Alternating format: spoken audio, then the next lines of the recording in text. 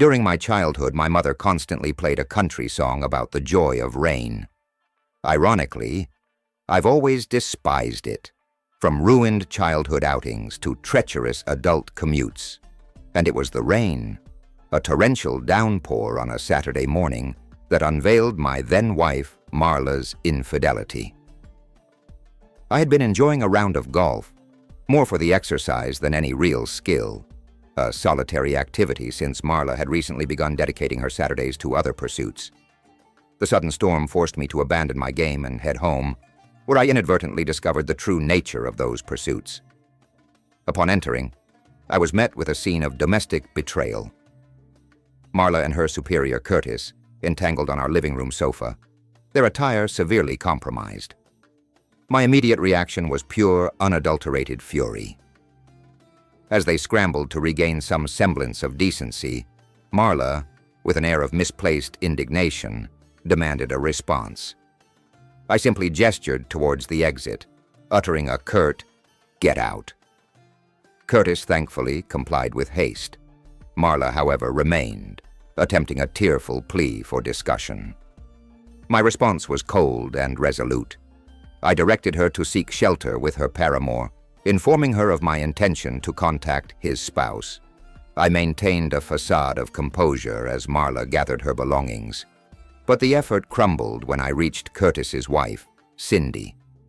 I identified myself and suggested a meeting, explaining that there were matters she needed to be aware of.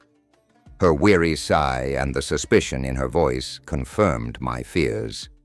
She informed me that Curtis had just arrived home and promised to return my call. The intervening hour was an agonizing mix of rage and heartbreak. Marla, once the object of my deepest affection, had shattered the foundation of our relationship. When Cindy finally called back, her voice mirrored my own devastation.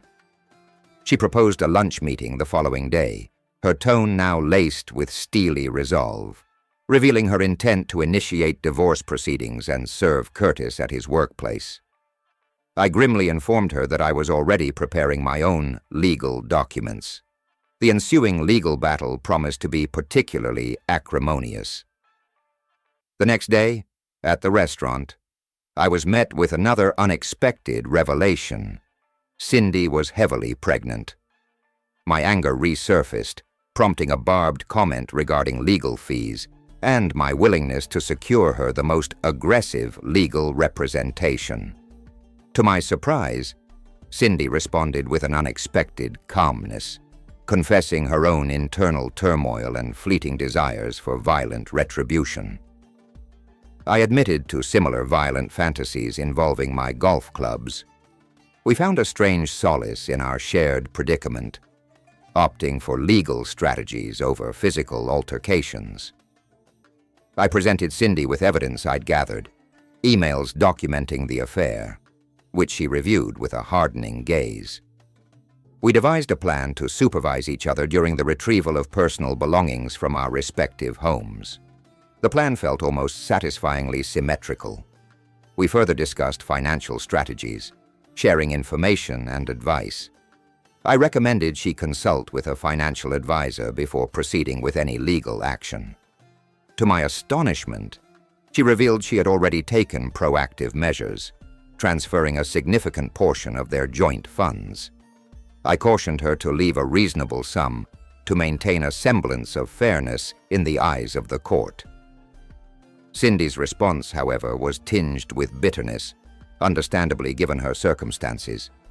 She expressed her anguish at the betrayal, emphasizing the stark contrast between her husband's actions and his expected role as a supportive partner. I, in a moment of impulsive empathy, offered to assist with painting her nursery, needing a distraction and having taken time off work. Cindy accepted, adding a caveat about her pregnancy-induced appetite. Following a lunch where Cindy consumed a substantial amount of food, we returned to my house. There, Cindy, a proficient computer user, quickly located the financial management software and initiated a transfer. Suddenly, she exclaimed in shock. Rushing to her side, I found her staring at a video on the computer screen, a clear recording of Curtis and Marla's intimate encounter. It turned out they had documented their affair extensively. Cindy frantically searched for a CD to create a copy of the evidence. At that moment, my phone rang. It was Marla. I handed the phone to Cindy, suggesting she might have something to say. Cindy frantically searched for a CD to create a copy of the evidence. At that moment, my phone rang. It was Marla. I handed the phone to Cindy, suggesting she might have something to say. Cindy, after a brief pause, engaged Marla in a conversation, her words carefully chosen to inflict maximum psychological damage. She highlighted the irony of Marla's actions, given her own impending motherhood, and emphasized the supportive role I was playing in her life. Cindy described Marla's reaction with a mixture of anger and satisfaction, then informed me that Marla intended to retrieve work files from her computer. I instructed Cindy to inform Marla that she could have the entire machine, which I would leave on the porch for collection. This would allow us ample time to thoroughly examine its contents. I also suggested Cindy relay a greeting from Curtis. Cindy, in turn, shared Marla's claim that the affair was a one-time occurrence and that she hadn't seen Curtis since the previous day. We exchanged sarcastic remarks about Curtis's lack of chivalry. Cindy's anger momentarily subsided, replaced by a quiet sadness. We sat in silence before Cindy ended the call and returned to the computer. Using work as a shield for her emotions, while she worked, I updated the alarm code as a precautionary measure. We then procured new computers and external hard drives, with Cindy expertly backing up my data before driving her home. During the drive, Cindy warned me about the deceptive nature of Curtis and Marla, suggesting the possibility of surveillance. It dawned on me that we were now the perceived antagonists in their narrative. Back at Cindy's house, we confirmed her alarm system was also updated. I offered to check her house for security, which she gratefully accepted. We discussed our next steps regarding legal proceedings and financial matters. I offered to provide legal guidance and assist with preparing paperwork. Acknowledging the complexities of her situation with the impending birth, Cindy expressed gratitude for my support. My own finances were a struggle. She offered a sympathetic smile.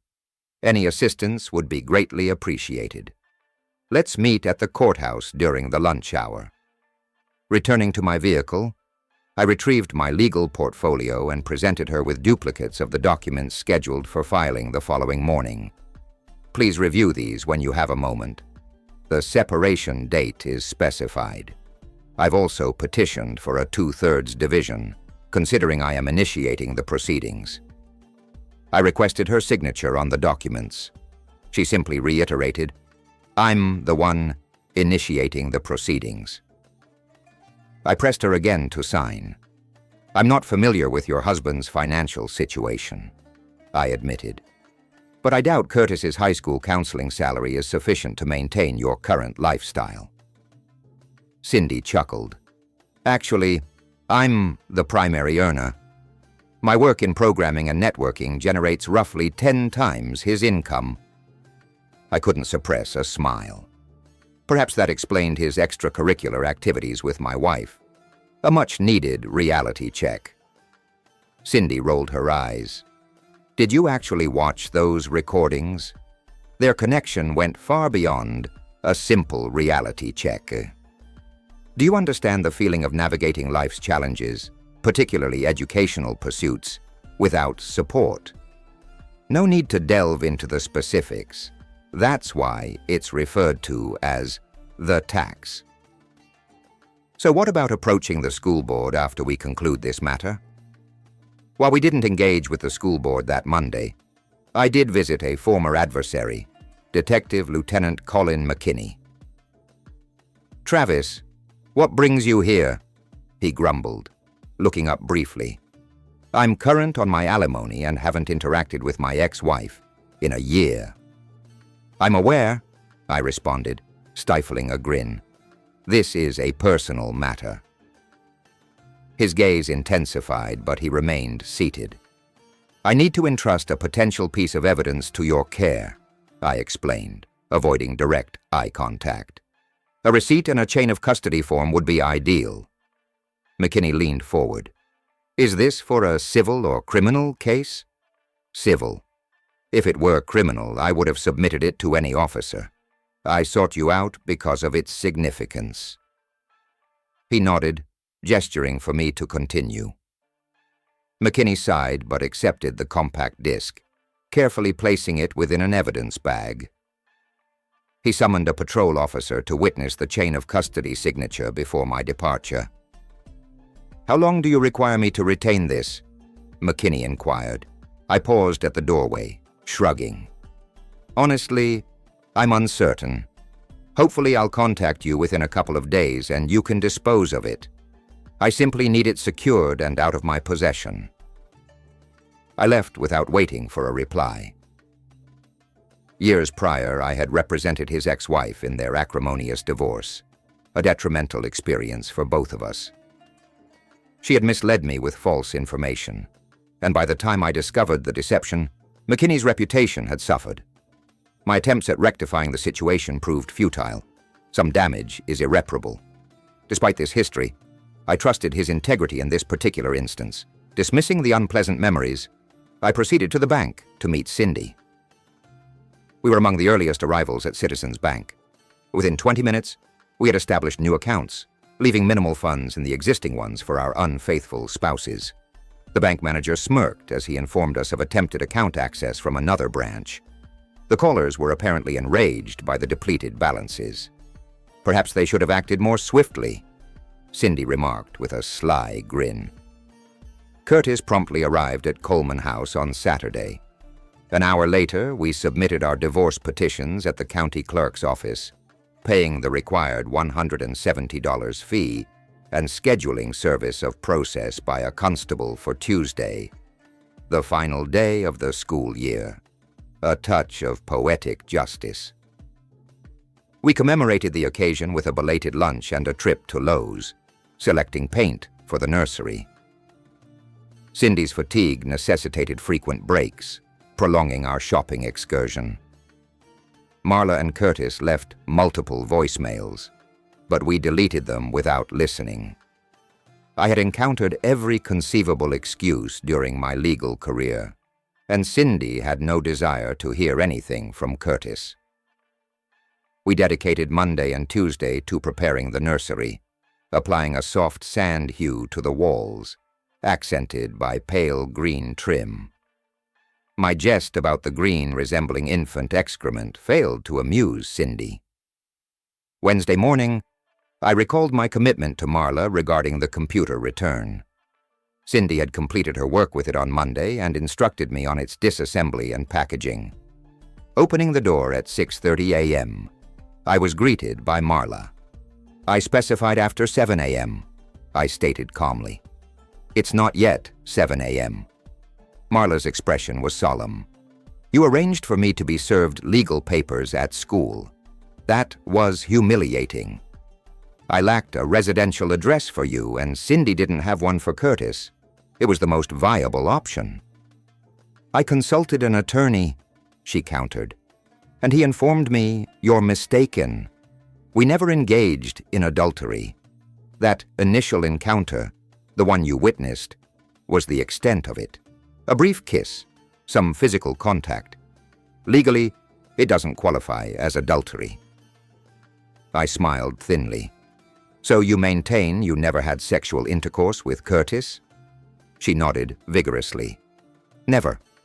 In that case, I'll consider the no-fault approach," I responded, concealing my strategic thinking. In our jurisdiction, a no-fault divorce resulted in an equal division of marital assets, whereas an at-fault divorce, including adultery, granted the wronged party a minimum of 67%.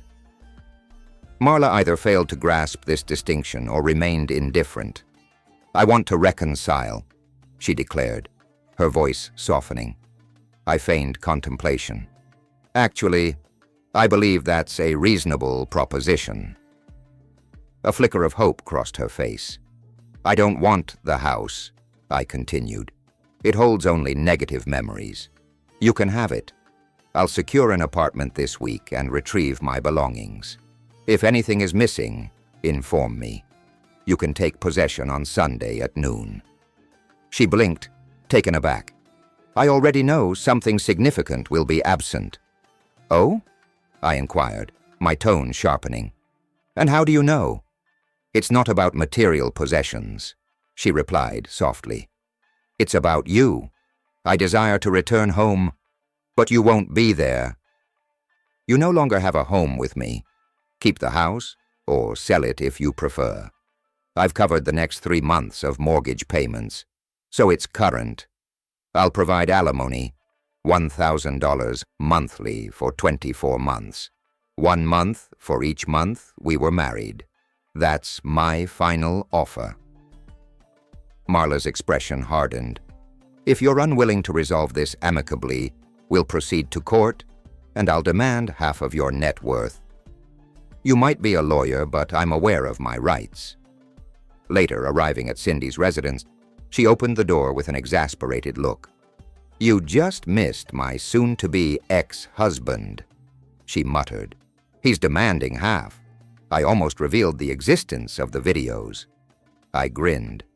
Empty threats, Cindy. We possess leverage. Let them testify under oath, and we'll address the situation accordingly. I'm still hopeful they'll reconsider and accept our proposal. Cindy had collaborated with me extensively on Tuesday, meticulously crafting the most advantageous terms we could reasonably offer. While she desired to leave them with nothing, I recognized the impracticality of such a strategy. Courts rarely imposed complete destitution upon a defendant, as it often exacerbated matters. Nevertheless, we both suspected neither would accept our terms. Their abrupt financial difficulties likely explained Marla's sudden eagerness for reconciliation. I need to locate an apartment, I announced, glancing at Cindy. As soon as the nursery is complete, can you assist me with the classifieds? She smirked and produced the newspaper. I was already reviewing them when he arrived. He actually suggested marriage counseling, and I suggested he needed a stronger dose of reality. I chuckled. Well played. This listing mentions a complex with a pool, about 5 minutes from here. Might be worth investigating. Anywhere will suffice, I responded. Once I resume work at the office, my schedule will be demanding. Cindy nodded knowingly. I understand completely. However, with the impending arrival of our little one, I'll be reducing my office hours. You should consider doing the same. Money isn't everything. Shortly after midnight on Friday, Cindy called to announce the onset of labor. Residing just a few blocks away, I arrived at her residence within 10 minutes. My life had become a chaotic ballet of legal battles and baby bottles. Just 13 days after meeting Cindy, my world turned upside down. A freshly painted nursery, assembled crib, new apartment. These were the markers of my rapidly changing reality. Meanwhile, my phone rang incessantly with calls from Marla's lawyer, interspersed with menacing pronouncements from Curtis's legal team. Cindy was navigating a similar legal minefield, and I found myself her constant support and confidant. Cindy's due date arrived amidst a torrential downpour. I accompanied her to the delivery room, intending to offer moral support from a safe distance. But as the intensity of labor escalated, I found myself anchored by her side, my hand gripping hers, offering words of encouragement throughout the ordeal. I remained a supportive presence, but respectfully declined to participate in the more graphic aspects of the birth. However, I was honored to hold Cindy's newborn daughter, Gloria Underwood, a tiny bundle of hope wrapped in a hospital blanket. After a brief reunion with her mother, I was captivated by Gloria's delicate features. Heeding Cindy's advice, I significantly reduced my work hours, a decision met with disapproval from my law partners. However, I relished the newfound freedom, even if it wasn't exactly relaxing. I became Gloria's de facto caregiver while Cindy worked remotely. Every few hours, I would discreetly exit as Cindy paused to nurse her daughter. In the evenings, Cindy entrusted Gloria entirely to my care. Children had always been a part of my life's plan, a dream deferred due to Marla's reluctance. Cindy shared that Curtis also exhibited ambivalence towards impending fatherhood, a mixture of apprehension and detachment when informed of the pregnancy. For me, the simple joy of hearing Gloria utter "Uncle Travis" filled any paternal void. The legal onslaught from Marla and Curtis continued unabated. Their joint legal counsel filed a counterclaim, a preposterous allegation of an affair between Cindy and me. Despite its absurdity, the court entertained this fabrication, forcing us to mount a defense against these unfounded claims. While Cindy and I found humor in the absurdity, the legal proceedings were a constant source of aggravation. Curtis maintained sporadic contact, expressing a desire to see Gloria, although Cindy retained primary custody, and he hadn't pursued formalized visitation. His weekly calls to Cindy, proposing visits, became routine, and I remained present during these conversations for moral support. Marla's bi-weekly calls oscillated between financial negotiations and mundane inquiries about household maintenance, from operating the heating system to installing storm windows. The initial deposition descended into a theatrical farce. Marla's attorney, a fresh-faced young man seemingly barely out of law school, anticipated controlling the narrative. He was sorely mistaken. My seasoned attorney, a formidable and unflappable litigator who reveled in courtroom combat, effortlessly dismantled his arguments. Neither of us had encountered this novice lawyer before. "It's difficult to comprehend your adultery allegation," the young lawyer began, before I had even settled into my seat. "She was involved with another man," I stated plainly. The young lawyer visibly reddened. "That is inaccurate," he stammered, attempting to regain his composure. "Let me clarify the legal definition of adultery." I began to respond, but my lawyer intervened, a subtle touch on my arm. "I'll handle this," she interjected, her voice edged with steel. "Mr. Coleman handles numerous divorce cases each month. He's intimately familiar with the legal definition, I assure you. He also recognizes infidelity when he sees it." The young lawyer's blush intensified at her tone. "Perhaps I should share my client list at our next luncheon," I added, with a wink towards my attorney, who responded with a playful nudge. Turning to Marla, I pressed my advantage. "Marla, I've been more than reasonable. You're aware this won't be a no-fault divorce. My initial offer included the house and $24,000 in alimony. However, every falsehood uttered since our separation has reduced that offer by $10 per month. My final offer, valid until Monday afternoon, is $480 a month and the house. Proceed to trial, and I'll pursue full custody." Marla's face contorted with rage. "I haven't lied to you, not even once. I never had a relationship with Curtis before our separation." I nodded, marking another tally on my notepad, a symbolic representation of yet another lie. $470 a month now. Continue this charade, and you'll soon be indebted to me. "Go to hell," Marla retorted. "We'll see you in court." As we prepared to leave, my attorney leaned forward. "A few points for the official record," she said. "This is a formal deposition, conducted under oath. Miss Patton, for the record, did you engage in a sexual relationship with Curtis Underwood prior to June 3rd? Marla's voice was shrill. "Absolutely not," she practically shrieked, then settled back with a smug expression.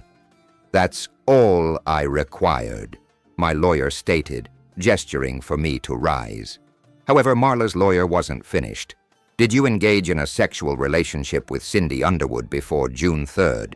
He asked, a smirk playing on his lips. I had anticipated this line of questioning and was prepared. I have not had a sexual relationship with her. I have not had a sexual relationship with her. I have not had a sexual relationship with her. I have not had a sexual relationship with her. I have not had a sexual relationship with Cindy Underwood before or after June 3rd. In fact, our initial encounter was on June 4th, when she was 9 months pregnant. Our relationship is not of a sexual nature. Her attorney leaned forward. We possess photographs of you exiting her residence. We have images of her leaving your apartment. We're aware of the situation. Are you certain Gloria isn't your biological daughter? My temper ignited. Before my attorney could intervene, I surged out of my seat. Listen closely, you little twerp, I growled.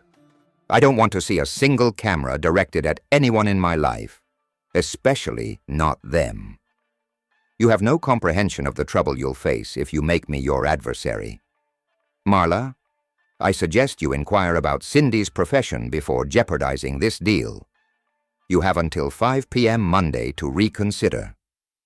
With that, I exited. Monday came and went without any communication from Marla. Instead, I received a summons to appear before Judge Tricia Barton the following day. Marla's lawyer had filed a formal complaint regarding my alleged threats, and I was required to attend with my legal counsel. Marla's counteroffer also arrived that morning, a demand for the house and a $5,000 lump sum payment. Cindy received a parallel set of demands from Curtis, fueling her outrage. Clearly, they were collaborating. In Judge Barton's chambers, I listened as Marla's inexperienced lawyer presented his case, arguing that my statements constituted unacceptable threats. He's an officer of the court, he argued. Threatening another officer is grounds for disciplinary action. He was present as a plaintiff, not an officer of the court, my lawyer countered smoothly. Frankly, if Mr. Stokes maintains this demeanor, many others will share Mr. Coleman's sentiments. Your Honor, if Mr. Stokes doesn't adopt a more professional approach, you'll require an additional judge solely for addressing his grievances. Judge Barton addressed me directly. Mr. Coleman, what exactly did you say to him? I met her gaze and grinned. I referred to him as a sniveling twerp and cautioned him against making me his enemy. Judge Barton burst into laughter. Mr. Stokes, she said, shaking her head, being called a twerp is hardly actionable. Mr. Coleman appears to be correct. Regarding the enemy comment, I recommend you heed that advice. The young lawyer flushed, struggling to formulate a response. Well, numerous attorneys rejected my client before she came to me. I suppose the good old boys club now extends to women as well. I intend to file a motion for a judge from outside this county to preside over this case. Judge Barton's eyes narrowed, but I interjected before she could speak. Consider this a friendly suggestion, I said calmly. Reserve that kind of rhetoric for your colleagues or clients. Should you choose to repeat it in a judge's chambers, ensure you have a toothbrush at the ready. He looked utterly bewildered, as if he hadn't fully grasped my point. I was about to elaborate, but Judge Barton sharply interrupted. Contempt of court, she stated firmly. That signifies I can incarcerate you indefinitely. Mr. Coleman is correct. Again, when addressing this court, it's best to use Your Honor or ma'am, and maintain a respectful tone, even if it's insincere. Mature if you intend to participate in this arena. We don't tolerate whining here. Your request is out of order. You may file a formal motion, but it will be denied. The young lawyer's face burned as he stammered. Judge Barton continued. Mr. Coleman has already initiated the process of recusal, a courtesy extended to your client. Now leave. Leave. Leave. Leave. The arrival of autumn ushered in a whirlwind of new developments. My life took an unexpected turn when I began spending several evenings each week assisting Cindy with her newborn, Gloria. I became proficient in bottle feeding, diaper changes, and soothing a fussy infant. These moments, filled with the simple joys of caring for Gloria, were surprisingly fulfilling. While my feelings for Cindy deepened, she seemed to view our relationship as more familial than romantic. Regardless, we established a comfortable routine of shared meals, movies, and late-night conversations, always mindful of the paparazzi lurking near our homes, which certainly kept things platonic. By January, the intertwined divorce cases, Coleman v. Coleman and Underwood v. Underwood, were finally on the court docket. Marla, my soon-to-be ex-wife, had attempted a last-minute renegotiation, but after her underhanded tactics, including hiring a private investigator, I was unwilling to compromise. Curtis, Cindy's estranged husband, had ceased all contact with Gloria, likely dreading potential child support obligations. Cindy wisely chose not to pursue that avenue until after the court date, where both our cases would be heard by the same judge, mine in the morning, hers in the afternoon. We hoped a favorable morning ruling would set a positive precedent for the afternoon session. The day of the hearing dawned bright and clear. Inside the courthouse, Marla's counterclaims, supported by mundane photographs of me entering and exiting Cindy's house, were swiftly dismissed. Our case hinged on Marla's previous sworn denial of her affair with Curtis. We had compelling evidence, videos and email correspondence, prepared for presentation if necessary. My testimony briefly touched upon discovering evidence of infidelity prior to June 3rd, but I wasn't pressed for details during cross-examination. Marla, under oath, continued to deny the affair. My lawyer then announced a surprise rebuttal witness, Detective Lieutenant Colin McKinney. As a rebuttal witness, his name hadn't been disclosed in advance, catching the defense completely off guard. After being sworn in, Detective McKinney, with noticeable animosity, stated his dislike for me and confirmed he had no personal or professional relationship with me, knowing me only as the opposing counsel in his own divorce case. My lawyer skillfully navigated the opposing counsel's objections, establishing McKinney's impartiality and laying a timeline. McKinney, with a barely concealed smirk, admitted his interest in the proceedings, expressing his hope that Marla would be held accountable. He then testified that he last saw me on June 5th of the previous year, at which time I left a sealed CD in his possession, documented with a signed chain of custody form. He confirmed the disc remained secured in his evidence safe, with access limited solely to him. He then produced the sealed evidence bag and attached chain of custody form, which were admitted as exhibits. Marla's composure visibly crumbled as she conferred with her lawyer, whose face mirrored her distress. My attorney requested an in-camera review of the disc's contents, concluding her questioning.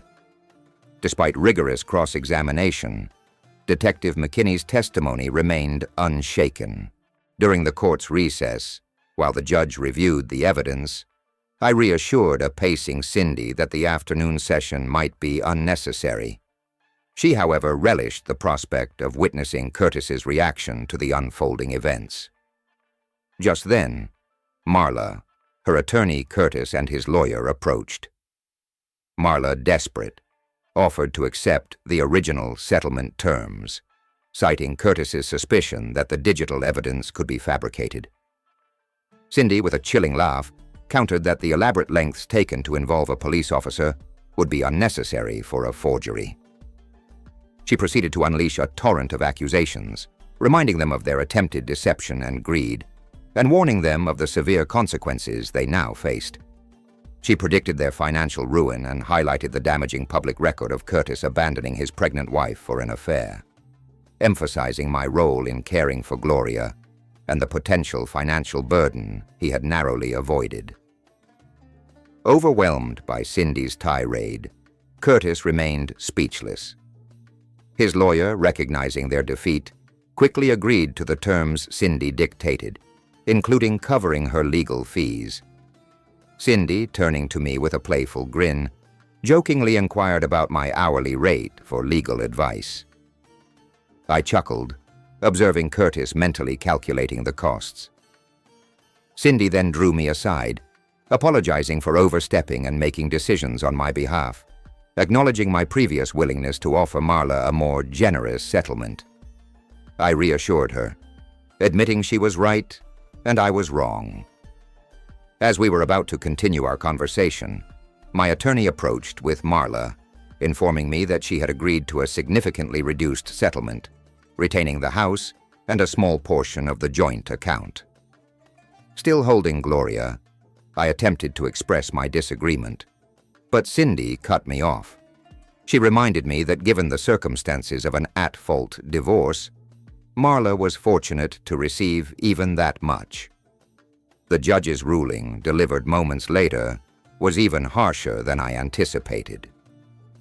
After reviewing the disc, Judge Barton expressed her disgust at Marla's deliberate misleading of the court for financial gain, her repeated rejection of reasonable settlement offers, and her relentless pursuit of more.